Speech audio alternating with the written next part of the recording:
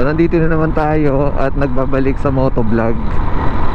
So ito ang gagawin ko ay itetest ko ulit si Racing Boy. Ayan. Ngayon tumatakbo tayo ng 60. Slightly open visor. Ayan. Ano ba yung narinig nyo dyan? So direct na tayo sa pagtetest, no? Kasi nandito na tayo sa medyo maluwag. Ayan. 70. Ayan, 70 na yung takbo natin. Hindi tayo makaano kasi maraming nasa harapan. Baka bumigla. Ito na, mag-80 na. Ayan. Almost 80. 60 to 80 takbo natin. Ayan, medyo nagmamadali mga tao ngayon dahil Lunes. Ayun nga pala, no, medyo na-miss ko ang motovlog. Tagal ko na kasi hindi na set up itong aking pang motovlog, no. Ang gamit ko nga pala ngayong camera ay GoPro. Ayan, kita nyo naman, madilim-dilim pa. Kasi kailangan natin maagang pumasok. Ayan, nasa 60 pa rin tayo. Kanina umabot siya na halos 80. Parang gabuhok na lang 80 na. Yan, slightly open visor tayo, no. Kaya meron pa rin pumapasok na hangin. Hindi ko pwedeng i-open ng sagad dahil masakit sa mata. Medyo matagal-tagal ko rin tong hindi na test. Nakakamiss din pala mag-motovlog, no. Ganito tayo umalis ng bahay, madilim-dilim pa. Actually kanina talagang madilim pa. Kailangan lalo ngayon, sobrang dami ng taong papasok dahil tapos na nga ang bakasyon. Nagsisimula na mag-traffic.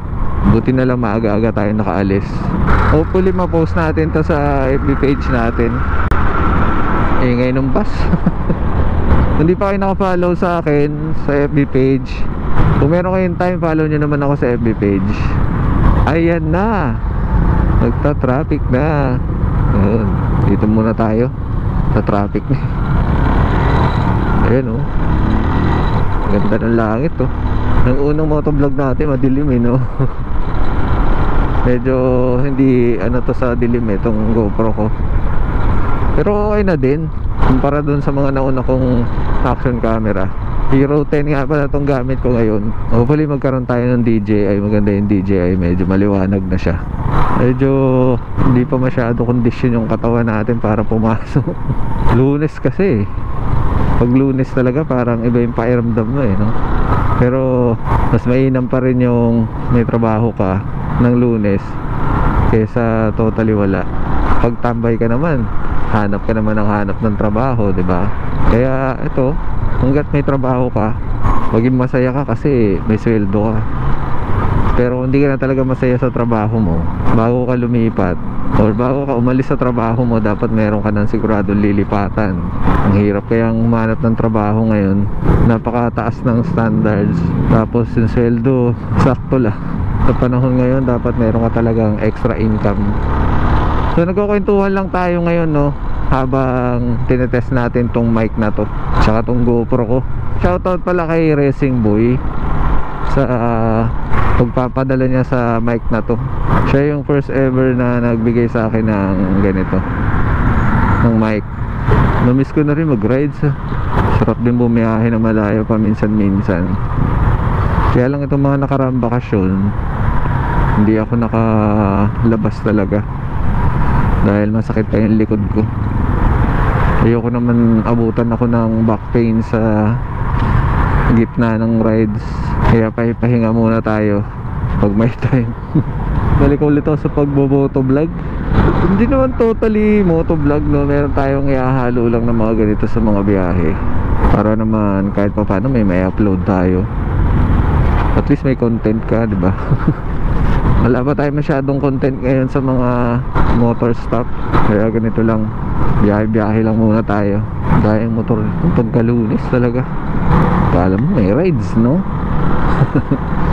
Sa dami ng mga nagmumotor. Ang bilis na kasi magkaroon ng motor ngayon, eh. Sana hindi na umulan. November naman na, lapit ng Pasko.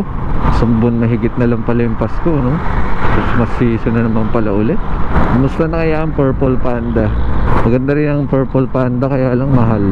na nagsisimula ka pa lang, tapos wala ka pa masyadong budget, ito yung bagay na bagay talaga. Napaka affordable nitong mic na to. Ilang beses ko na rin ito nagamit sa motovlog, kaya alam ko na okay siya.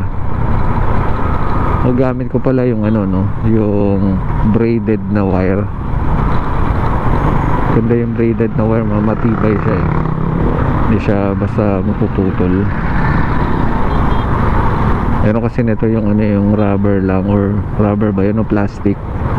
Yun ang una kong gamit sa DJI, pero okay din naman. Okay din naman yun. Buhay pa nga siya hanggang ngayon, sinubukan ko rin kanina.